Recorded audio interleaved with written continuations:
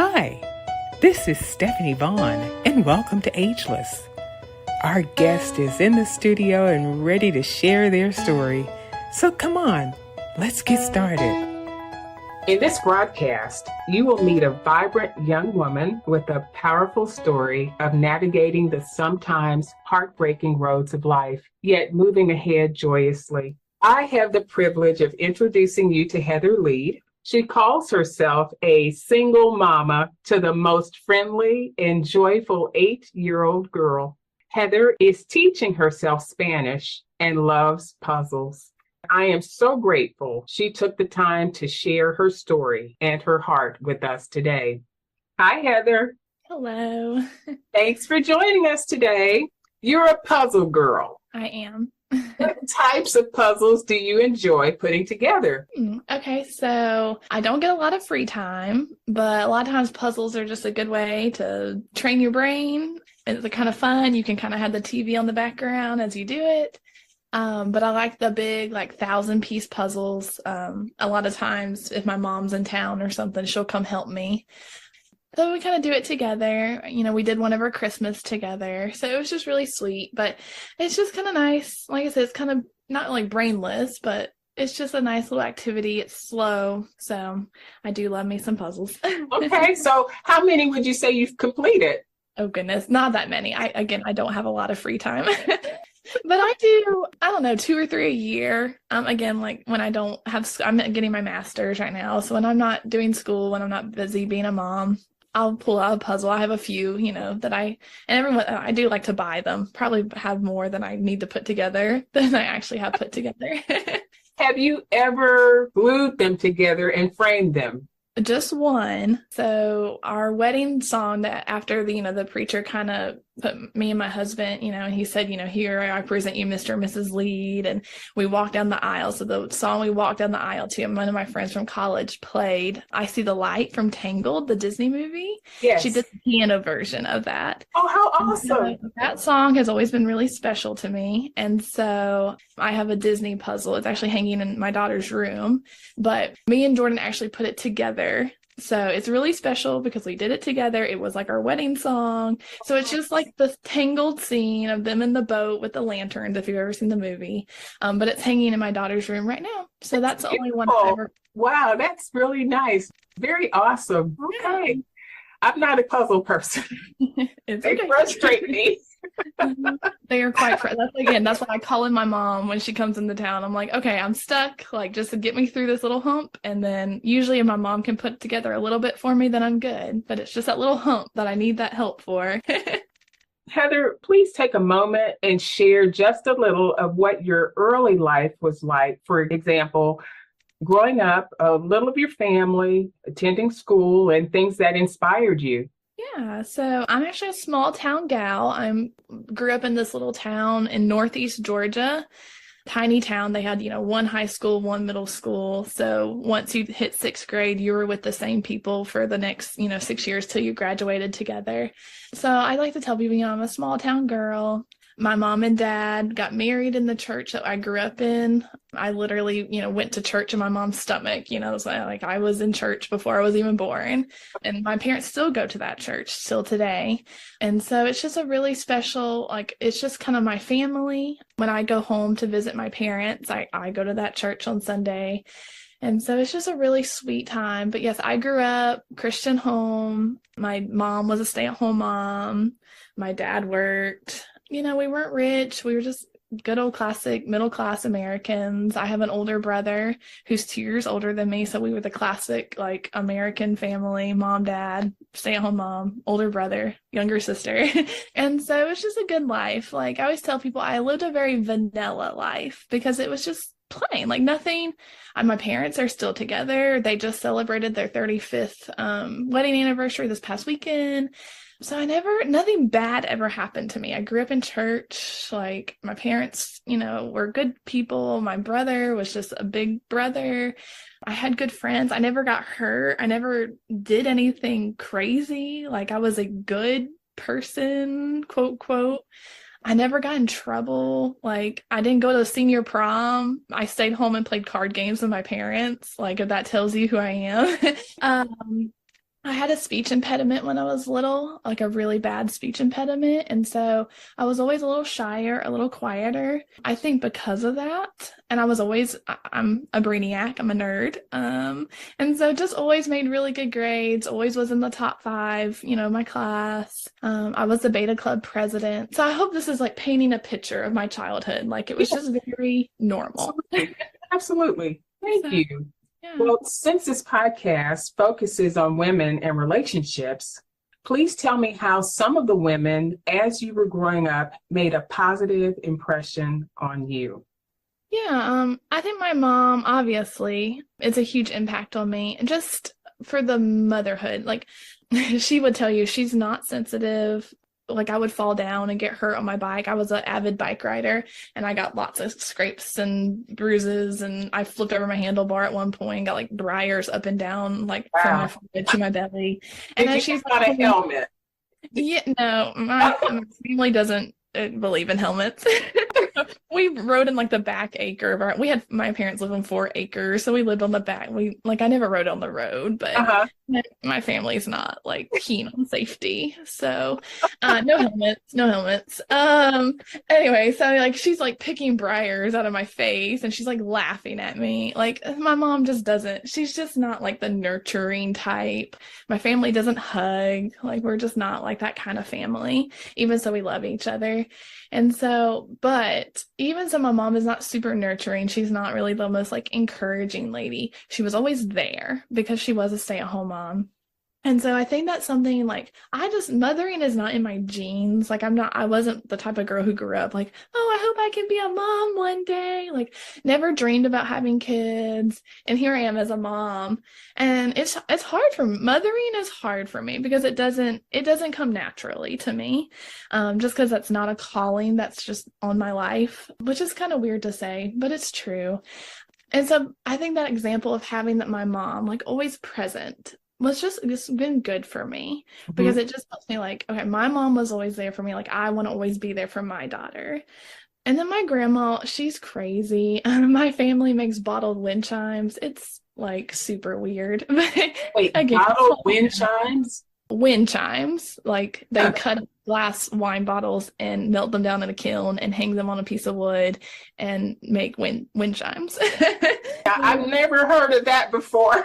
Yeah, so that's just the life I grew up in. So entrepreneurs everywhere in my family, they own their own small business. Okay. Still to this day, that is like my grandparents, my mom and her sister still do it together, the four of them, in the small town that I grew up in.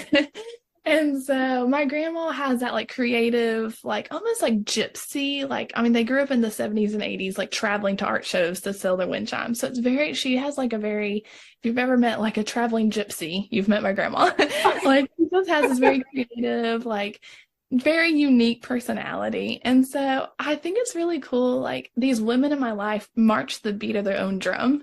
Mm-hmm. And it's been really cool to see that because I don't feel like I need to fit into the world's patterns. And I think it's because I've seen these women in my life kind of just do their own thing. Like who sits around in a minivan and travels in the 70s selling wind chimes and making a living? Like my grandma did, like my mom is kind of the same way. Like she's just very unique if you meet her. And so it's just been really amazing to have these women who don't fit the mold of the world.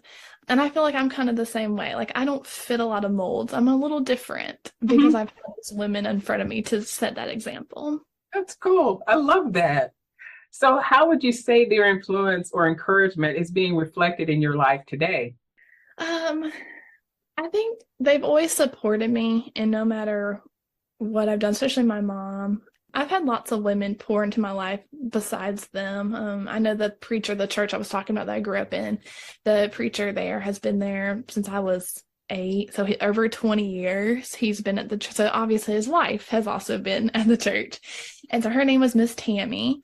And so when I was in high school, there was a solid group of about 6 of us that were regular attenders, Sunday morning, Sunday night, Wednesday night. And so she took like the 6 of us girls under her wing, and she pretty much like, we had our own class basically. And I don't even know what we call it. We didn't even have a title. We were just Miss Tammy's girls. And she just took us under her wing. And I remember those Sunday night classes were so sweet because she taught us about submission, and she taught us about how to just be women of God and God's word. And we didn't really do a curriculum. It was just, we just shared about life. She opened the word, whatever God had taught her that week. And it was just a really sweet, special time. I still remember those Sunday nights. Like I said, just a few of us sitting in a classroom, just talking about Jesus and about how to be women. And so she was a really big influence, but I still remember her talks. Like I said, I mean, submission is a huge part of my life and a huge passion of mine. And I think I get that from Miss Tammy and all those talks we used to have. Mm-hmm. I love that. I just want to touch on the word submission. So what do you mean when you say submission? Ooh, okay. That's a real thorn for some people. So I just want you to clarify what you mean. It is. It is. The world, so God has created submission so beautifully, and anything that God creates beautifully, the enemy is always going to come in and attack. Mm-hmm. So God created family, and obviously in today's world, Satan is attacking family. Like, you can just say that over and over and over for so many things God has created. So submission fits in that category of God has created this beautiful order where man and women submit to the Lord. And then women, wives, submit to their husbands. And it's just beautiful order. And I love submission because when you truly do it biblically, like, it's just such a blessing. And honestly, like, especially for married women, there's so much less pressure. Like, you're not the spiritual leader. Like, you don't have to answer for your family. Like, that's not your role. And I think when we are living out our role and when our husbands are truly submitted to the Lord, like, it's beautiful. But even for people who aren't married, even women can still be submitted under the wings of the Lord. And I love in Ruth chapter 2, Boaz approaches Ruth in the field, and he tells her, like, you are under God's wings. And then in chapter 3, Ruth comes along, and she's coming to Boaz at the threshing floor, and she says, now you spread your wings over me. And I think that is like a beautiful picture of what biblical submission is. It's just this picture of us coming under the wings of God, of just this protecting, like, so that's what submission is. It's that's just exactly right. Because people have this heavy-handedness, yes. that idea that submission means rule, and I can't do. As I'm surrendering myself, as I'm submitting myself, I'm being protected. And that's in a marriage. Yes, that's what your husband is to do. But ultimately, we submit to God, knowing that He is our protection. And so I love that picture. Never really thought about that with Ruth, but you're right. That is so true. Thank you for sharing that and clarifying it so that people will understand. We're not talking about our husbands being a heavy hand or God being this heavy hand. He wants to protect us. And so we all have to yield in submission to Him. Yes. Wow. Well, you shared with me that you had the opportunity to lead a group of ladies in a women's ministry at age 23. How did God direct you to that ministry opportunity, which is, I want to hear this, and how were you prepared for it? Yeah. So, growing up in a Christian home, I wanted to, being a nerd, I wanted to be a librarian my whole life. Like, that was my dream since second grade, was to be a librarian.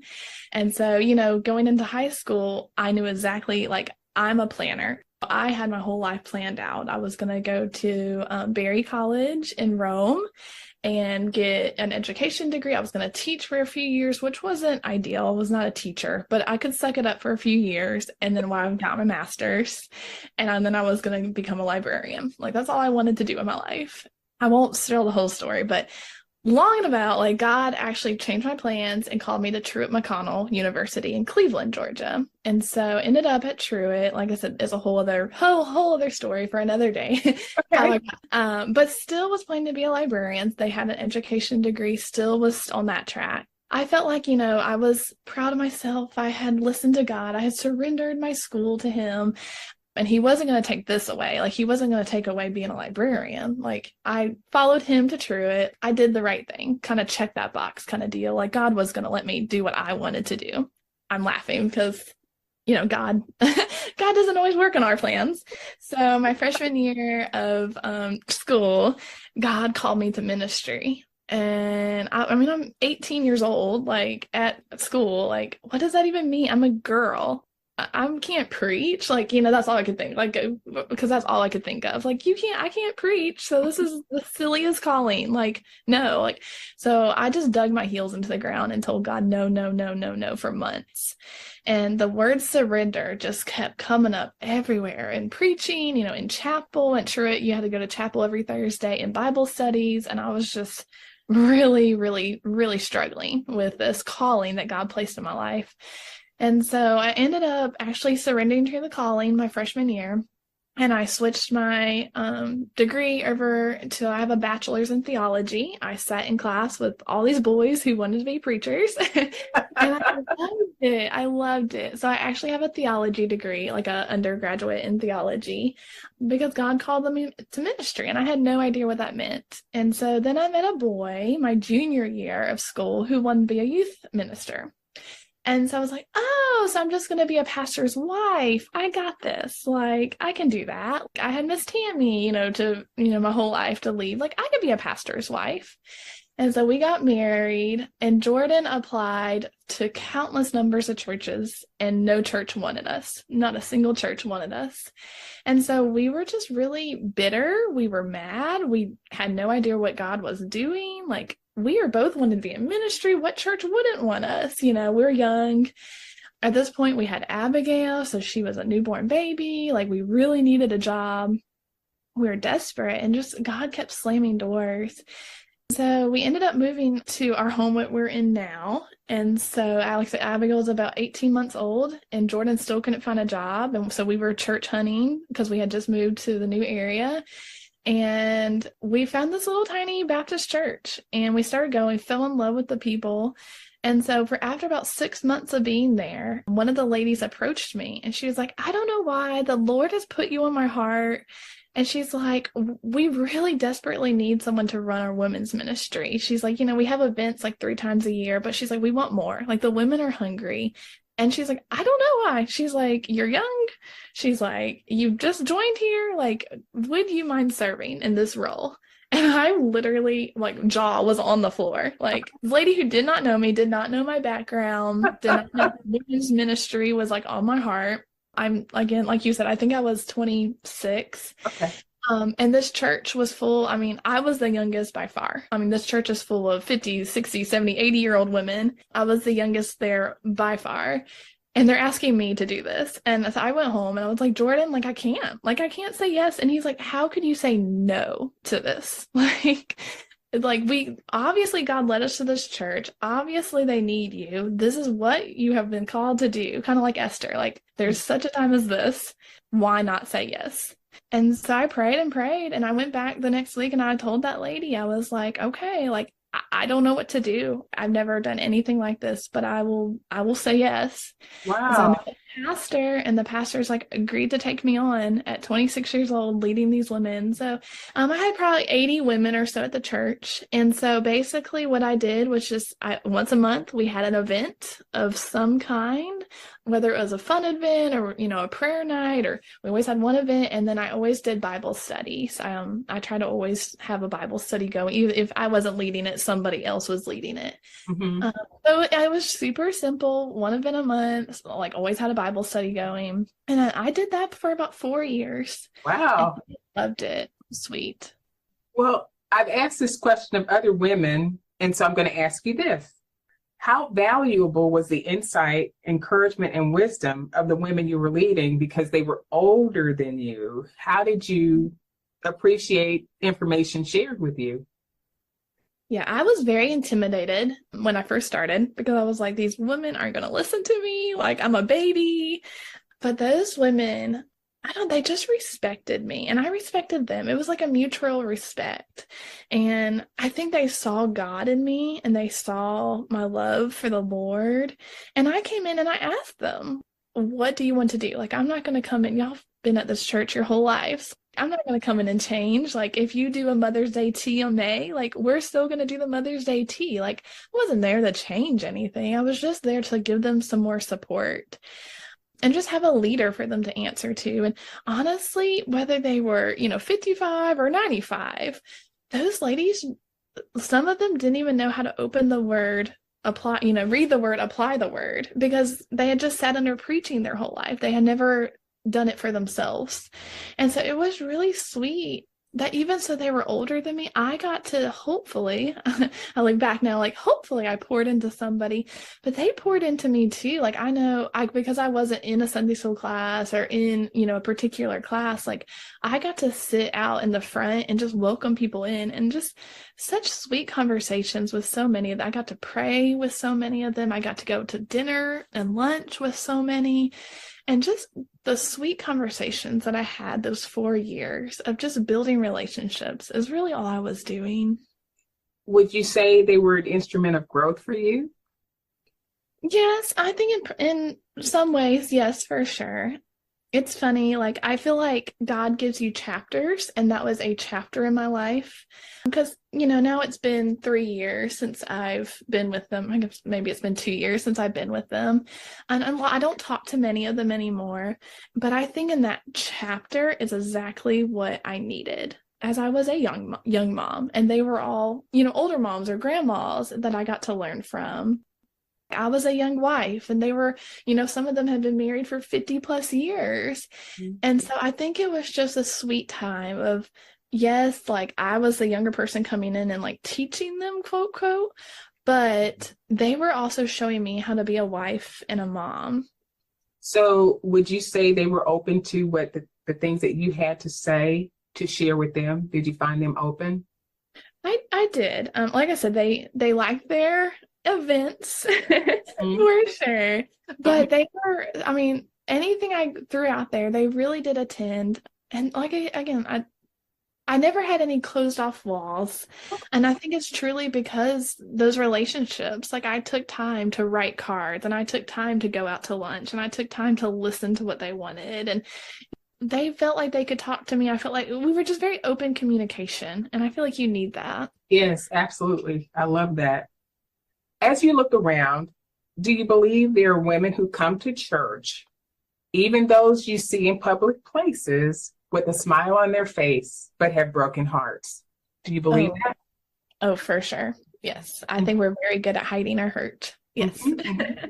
So there's a secret sadness, and unless you hit that right button, meaning right question, you will never know. This is why it's so important to build real relationships and connections with other women who will allow you to be yourself, to be encouraged, to laugh and cry together.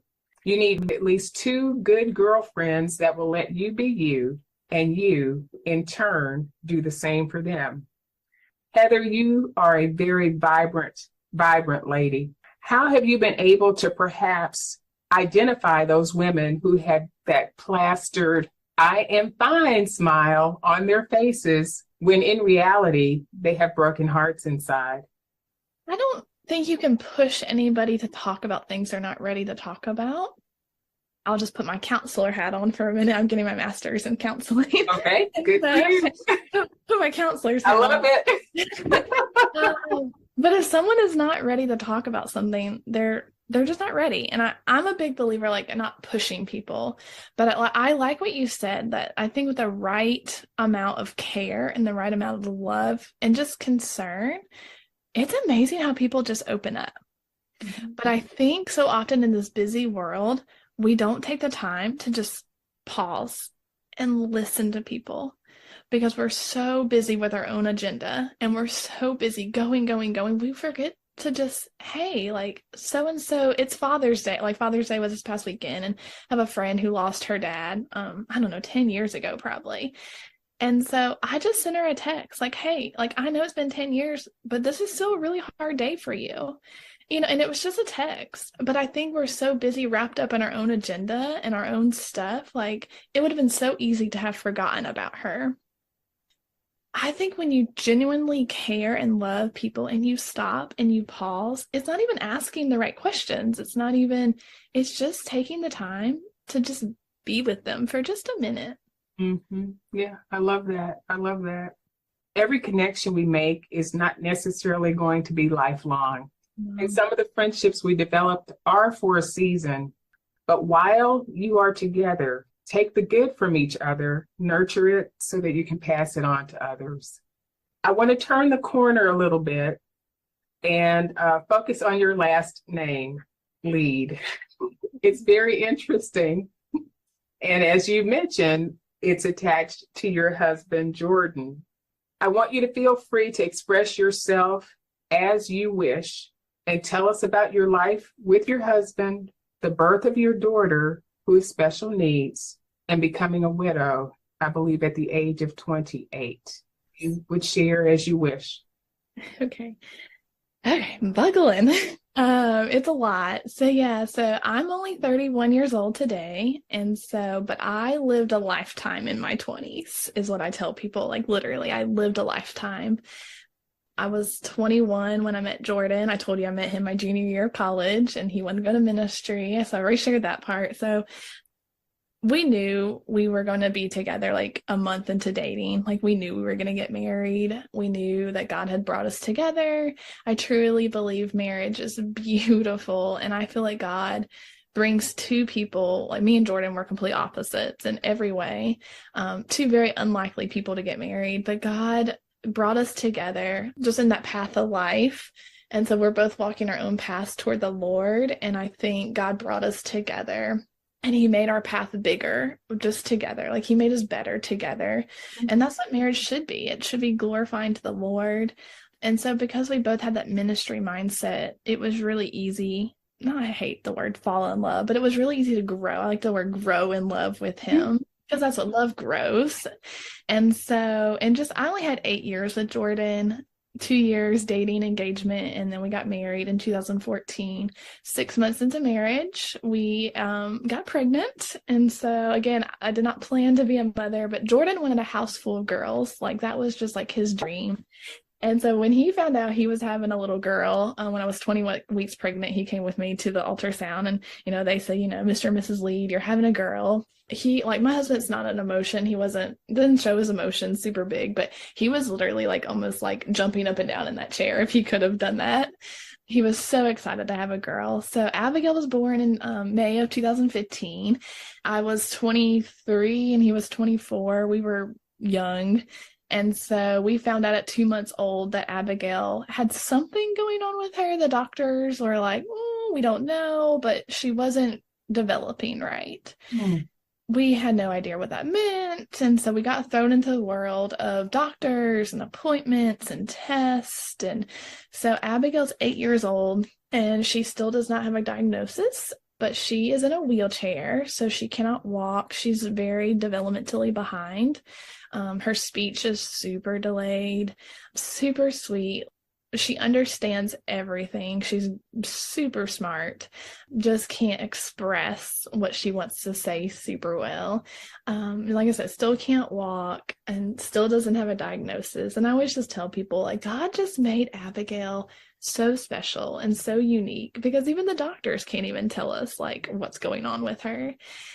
So I don't like, I'm not going to be a world changer. Like, I don't think I'm going to change the world, but I think I might be raising a world changer, because when Abigail like rolls into a room in her chair, like the atmosphere of the room changes. Like, it's the weird, like, I've seen it too many times. And so I could tell you story after story of just strangers. Like, I talk to a lot of strangers because my little girl has blonde hair and blue eyes like her dad. Lead, you were talking about Lead, it's like Scandinavian. My husband had blonde hair, blue eyes. Abigail has blonde hair, blue eyes. She's like this super pretty, like blonde hair, blue eyed little girl in a hot pink wheelchair with light up wheels. So she'll come rolling in. She has the biggest smile on her face. Abigail just exudes joy. And so she gets lots of attention everywhere we go. It's just, I've talked to a lot of strangers, and it's just really amazing to see how God uses this girl. The world would probably say has a lot against her. The world would probably say, all this stuff about her. The world would say she's not worth it. She's not worthy. The world has a lot to say about her. But I'm just like, no, like, God's gonna use her to change the world. And it's just really amazing to be raising this little world changer. So back to Jordan and me. And so we, again, like I said, couldn't find a ministry. We kind of plugged into church. I became his women's ministry director. He went back to school to get his master's in teaching. And then in May of 2020, so if you remember, March of 2020 was when the world shut down. Quarantine happened, COVID hit. It was really sweet. We got 2 months with just Jordan. Like he was going to school, he was working full time. And so quarantine hit and he couldn't go to school, like he couldn't go to work. And so he was home. And then May of 2020 happened, and I actually found him dead in our bed one morning. And so he died in his sleep, very peacefully in his sleep. He was 29 years old. And so still like not super sure what happened, but that doesn't really matter. Like I live with a lot of unknowns. Abigail's a big unknown. Jordan's death is a little bit of an unknown. But for whatever reason, Jordan passed away in his sleep. And at 28 years old, I became a widow. Probably one of the youngest widows you'll ever meet. And I had a special needs daughter. Abigail was 5 days from being 5 years old. So she basically had a dad in her life for 5 years. And it was truly Jordan's death. I thought Abigail's like diagnosis and her special needs was really hard at 23 years old. But Jordan's death when I was 28 was even harder. I mean, we had dreams and we had plans and all that died with Jordan. My whole life, all my future just died. And I didn't know what to do. I didn't think I could be a single mom. I didn't think I could raise a whole family. The provision came onto my shoulders. Like everything that Jordan did for me came onto my shoulders. And it was just really hard, but such a sweet time of just, I literally had no one else but the Lord. And that's a lie. I mean, I had a village around me. So I don't want to say like no one was here. Like literally our house literally went from having like me and Abigail and Jordan to like hundreds of people were here. So many people pouring into us, bringing us food. We had food to feed armies of people for days after Jordan died, and money just came pouring in. And so just from everywhere, we would get letters every day. I would have like 10 letters in the mailbox of just, we're so sorry for your loss. Here's $20, or here's this check for $500. Like these people who didn't even know, like, how did you even get my address? Like, and it's just the Lord saying, I'm going to provide for you. And 3 years later, it's been 3 years since Jordan died, and I can still hear the Lord saying, like, I'm going to provide for you. Mm. And he has, like, we haven't had one single need. Not one single need has gone unmet.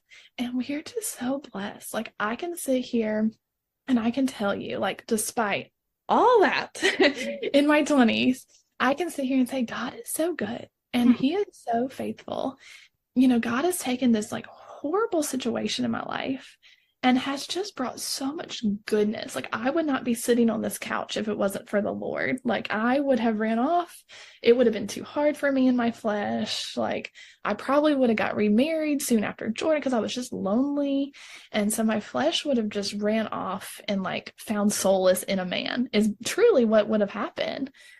But instead I said, no, like I'm going to trust in the Lord. He's going to hold me and Abigail in his hands. And I just have to believe that every single day that the Lord is just going to hold us to, and he has. Like he has proved, I can sit here and tell you story after story of God's faithfulness in my life. And he's helped me rebuild my life. And he's taking these ashes and he's made something beautiful from them. And God is not done writing my story. Like that's the really cool part is, gosh, like I have a whole future ahead of me. And I can dream again, and I can hope again. And that's only from the Lord. That vibrancy is just shining through. I mean, if people could see you, they would see a light around you. Your eyes glow, the smile is on your face. It's such a beautiful picture of what God is doing through you. Thank you for sharing that with such joy. In all that you went through, how valuable was it to have women in your life to walk with you? Yes. Again, the church, I was still women's ministry director when Jordan passed away. And so it was really amazing to talk to widows. There was one widow there who was 45. Again, I was 28. So she was 45. She was the next youngest. And then after that, I mean, you're talking about widows. When you think widow, like you're thinking 70, 80-year-old women who've been married. You're not thinking about a 28-year-old. But it was still really precious to talk to these older women who were widows. Even as I was 28 years old, like they talked about how much they loved their husbands and they talked about how much they still miss their husbands. Even so, some of them had been widowed for 10, 12, 15 years, like how much they miss their husbands and, what they did in their widowhood and how God had blessed them. And it was really sweet to be surrounded. I think the Lord had me at that church for a reason because I literally was surrounded by widows of all ages. Okay. And it's just really precious to have them in my life. And then Jordan's own, so I actually live with my in-laws. It's super weird if anyone's more like Ruth, it's me. So Jordan's grandparents live in our basement. Okay. So, like his grandma and his mom, they're always around. Like my in-laws are just always here. It's just really sweet to have them, not only in my life, but in my daughter's life. Like, because they knew Jordan from the day he was born. And so they get to pour in and they get to tell Abigail these stories of, her daddy. She actually sleeps, we actually live in the house he grew up in. And so Abigail sleeps in the same room Jordan slept in when he was a child. And so it's just this really precious time. Like, we won't live in this house forever. But at this point, again, just another thing of God's faithfulness. Like, I have a roof over my head that I don't have to worry about, And it's just a really sweet little house that I get to grow up in, that my daughter gets to grow up in. And I get to learn. And again, just my in-laws surrounding me, all these widows were surrounding me during this time. It was just really good. That's so beautiful. That is a beautiful picture. There were probably many words shared with you as you walked through this season of life. And sometimes people don't know what to say, but feel they should say something. As you think back, what would you say were a few beneficial and caring ways you were encouraged during this period of time? You always think of the hurtful things first, and there was lots of hurtful things shared. And it's not that they were being mean. Like you said, they just don't know what to say. And so people, they don't like silence. I always think of Peter in the Bible and he sees the transfiguration and it's like, he doesn't know what to say. So Peter said, it makes me laugh every time because it's just human nature. Like, we don't know what to say, but we need to fill the silence. So I'm going to put this really like horrible comment out there. And so I know people weren't trying to be mean, but their comments come across as mean. And sometimes all you need is just a hug, like just a touch. Like when you go through loss, especially a loss of a spouse, no one touches you. Like, you don't get physical touch. Like, no one hugs me. No one, like, Abigail's like clingy, but you know what I mean? Like, she's a child. And so like, you just don't get like that physical touch of hugs or he pats on your shoulder, or, just like the simple little touches like humans crave. And so just a hug sometimes is all you need. Like, I don't need you to fill the silence. But I know after Jordan died, I'll never forget this, Miss Margie, I still eat lunch with her every once in a while, but she was one of the ladies in the church who was a widow. She's 86 years old. And so precious, precious lady of the Lord. And so she called me about a month after Jordan died and we were talking and, I was just sobbing because yes, I miss Jordan, but I was just heartbroken that my daughter didn't have a father. Like every little girl needs a dad. And I was so scared because Abigail, again, has special needs. So even though she was 5 when he died, she's mentally like 3. And so I was like, she's going to forget him, Miss Margie. Like, she's not going to remember her dad. And I was just crying. And Miss Margie was like, Heather, like, she might forget him. Like, she's just brutal honesty. Like, she probably will forget her dad because you just don't have the memories when you're that little. However, she was like, you have pictures and you have videos and you have stories. And when she gets to be a teenager, she's going to wonder who her dad was. You always wonder who you came from. You want to know who you are. And so she's like, you're going to have all these things to bring out and you can show her. And she's like, she's going to start wondering who she is. And you're going to be able to tell her like who Jordan was and who her daddy was and how much he loved her. And so I just remember, like, I will never forget that conversation because I just literally, it was just so encouraging. And it just gave me hope. Like, even if Abigail doesn't remember Jordan, She will ask those questions on down the road. And it was just one of those things, like I was so caught up in the moment, and it just remind me almost like an eternal mindset. Like, you still have tomorrow. Like, she's going to grow up. She's going to get older. So just wait. And it was just a really sweet, precious moment for me. Mm-hmm.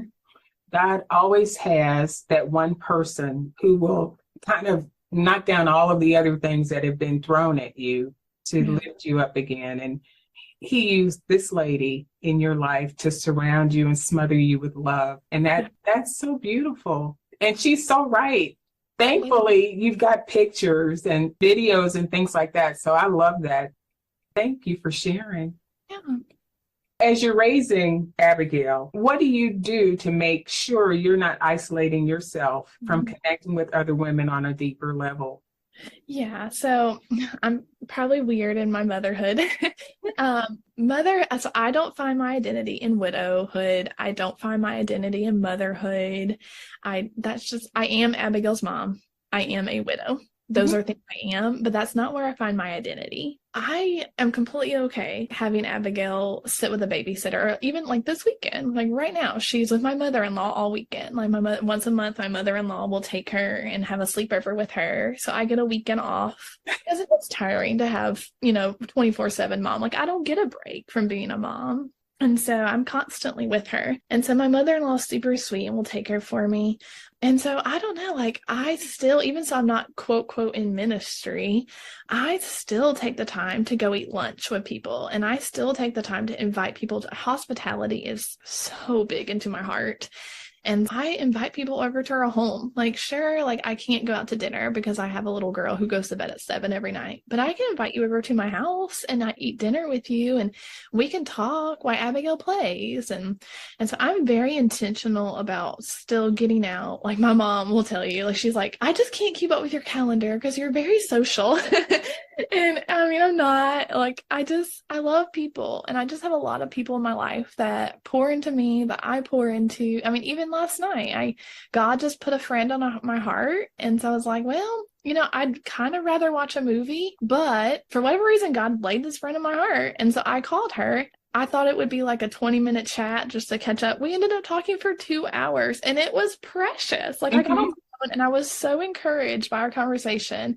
And I was like, I needed that more than I needed to watch a movie, and it was just those times of intentionality of just the Lord will just lay someone on my heart. And I'm like, whether that means to pray for them, whether that means to give them a phone call, whether that means to invite them over, like, I really just try to listen to the Lord's promptings on those, because it's usually for my own benefit.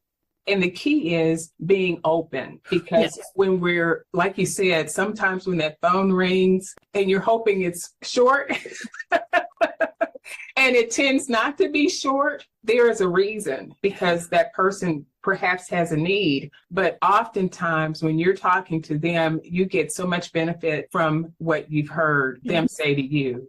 It's true. It's so funny that I've noticed that with God, like, whenever I'm like, oh, I'm going to go bless this person, or I'm going to go, like, I end up getting the blessing. Like, they end up usually encouraging me somehow. And I'm just like, okay, God, just humble myself a little bit. Like, I get very prideful. And so it's just a humbling when it turns back around. It's like, oh, like, you actually blessed me through that. Like, here I am, thought I was going to be the giver. And actually you gave me more. So you're right. So with all the encouragement that you've received, how has this propelled you to pay it forward and impact, inspire, and encourage other women around you, not just at church, but in other areas of your life? I think, you mentioned earlier about just seeing the hurt. I think because I've gone through this, I see people hurting a lot more. I work in the school system now. Like, I've been a substitute teacher while I'm in school. And so obviously there's a lot of females in the schools as teachers. And so many of them are just hurt. They're tired. They're discouraged. Because that's just the field I'm in. I'm sure it's in every field, but I just see it in education where I am right now. And so it's been really amazing that God has given me this, like, almost like lens of seeing people's needs. Of just seeing, like, because I always say, if encouragement could be a love language, that would be mine. Like, I just love encouragement, and it doesn't take much. A simple "how are you?" a simple note, a simple text. It doesn't take much. like God used my own story to help others, because I do get to see into people's lives a little bit more. Like you said, like we all kind of put these walls up of, I'll act like I'm fine because behind closed doors, I'm a mess. Mhm. But we're all a mess behind closed doors. Like we all have a story to tell. Yes, So, yes. I remember the teacher's room. I'm a former teacher. mhm. And you'd hear all of the stories, and there was so much hurt, but they couldn't deal with it because they were so busy dealing with the students and the paperwork. I understand exactly. You had that opportunity to brighten somebody's life. And so thank you for that. It's so needed. I think it's just the world we live in where everyone's just very segregated. Like, way back when, families all lived on the same land together. And so you lived with your mom and you lived with your grandma and you lived with all these generations. And nowadays it's very separated, just isolation. If the enemy can isolate you, then he can make you lonely. Mhm. And loneliness drives people to do awful things. And so he's isolating families. And so you can even, like I said, you can see it in family. I love families. And so God has given me a passion for family. So if you see, that's where I always lead it. But I see it big time in my own family. So I know it has to be in other families of no one wants to even be with the other generations in their family because it's just, I'm good. Like I got my wife and I got my kids. Like I don't need anybody else. And so I think you see it in churches, you see it, all across. Like people just people don't even hang out with grandma anymore. Like when you don't even want to hang out with your own grandparents or your own great grandparents, Right. like it's a problem. And if it's not even in the families, it's going to be in everywhere. Like it's going to be hard for me as, a 30-year-old to go find an 80-year-old to be friends with because they just are not in my circle. We kind of, again, we isolate ourselves into these little circles. And so it's truly about a true biblical community is going to have people of all ages. But we are so isolated in today's world. Do you believe we live in an age-focused world and we women get sucked into wrong thinking about ourselves sometimes because of that? Think so. I think the world will tell you that aging is bad. I mean, that's why there's like a bazillion creams that you can buy to, stop the wrinkles, and you can buy, pills upon pills to make your hair more youthful. And, and that has always sold. It's not just today. Like that's been around for hundreds of years because everyone wants to be younger. But I think there's something beautiful about aging. And, and age is just, you grow with wisdom. And you grow in the Lord. The Lord calls us to age for a reason. And so that wisdom just comes with your age. It's a beautiful thing. And so I think the world has taken this and like, don't ever age. Like you got to look younger. Like you have to be, hip and cool and all this stuff. And I don't know, like we just believe that lie so often. And, especially nowadays when older people are marginalized, like it's awful to be old. That's why there's so many assisted living centers where you just go and hide in an assisted living home. And so I have a dear friend, again, from my old church, one of the pastors, he just moved in. And he's like, most of us like don't talk to our families anymore. They don't come see us. And, him and his wife, they're fine. They, completely functional, but it's just easier for them to move into the assisted living home. And so, but he's like, yeah, it's just us. Like many of us don't get visited. And he's like, it's just kind of sad. But that's what I see. The world is just telling us that age is bad, where age is a beautiful thing. Mm-hmm. And it's a good thing. It is. It is. So. We're all so separated. It's like you're moving one group out and waiting for the next group to move in. Yeah. And it's not like school, which is very sad. I don't know how it is in other countries, but I know in our country, we are just kind of messing up the flow that could happen, the wisdom that could be gained. There could be so many different things that change because people are working together and forgetting about age, so to speak. In a good way. As we're nearing the end of our time, and I'm so grateful for all of what you've shared. This has been very delightful, and you've said some things that I will ponder for a while, and I will remember when I see you to come and give you a hug. You're just not visible. I don't know where you are all the time, but I will look for you. I have two quick things that I ask all of my friends who have joined me on this podcast. How would you define the word ageless? Mhm. I think ageless is something that lasts forever, you know, like it doesn't, there's no, like, again, we are so quick to put a label on stuff. And so if you have something that's ageless, it doesn't have that label. Like shouldn't matter how old I am, you know? And I think that's the really cool thing with God is he doesn't care if you're 5 or you're 95. He just wants you to run to him. And I think that's really cool. Like he doesn't care how old you are. He doesn't care how long it's taken you to get there. He just wants you. Like he desires you. And so I see it as this like unlabeled like love of just being ageless. I don't know. I don't know how to say it better than that. Great. That was good. So if I said to you, Heather, you are ageless, how would that make you feel? And how would you view yourself? I think it'd be good. I think a lot of times our age puts us in a box, you know, like I remember after Jordan died, I was 28. And so I felt like I was 95. Like I felt so old. Because again, I had lived a lifetime. Like I already had all of the Abigail stuff on me. And then my husband died. It was just a lot. And I felt so old. And I went to my therapist. I was talking to her and she looked at me. I will never forget this. And she was like, Heather, you are 28 years old. It is okay to be 28 years old. Like, stop putting yourself in this box of now you're an old widow and now you have to, you know, she's like, just go and have fun. Like, go out with a friend one night and have a girls' night out. Like, it's okay. And so I just think of that. Like, I think a lot of people see me as young. And so, especially people who don't know me. And so they're like, oh, you know, she doesn't have a lot of the world. But if you get to know my story, like I have wisdom, but it only because my life has been crazy up to this point, you know? And I think the opposite is true. Like you can have an 80-year-old woman who knows nothing. And you have an 80-year-old woman who's so wise, you know? And so it's not necessarily about the age, the number that's slapped onto you.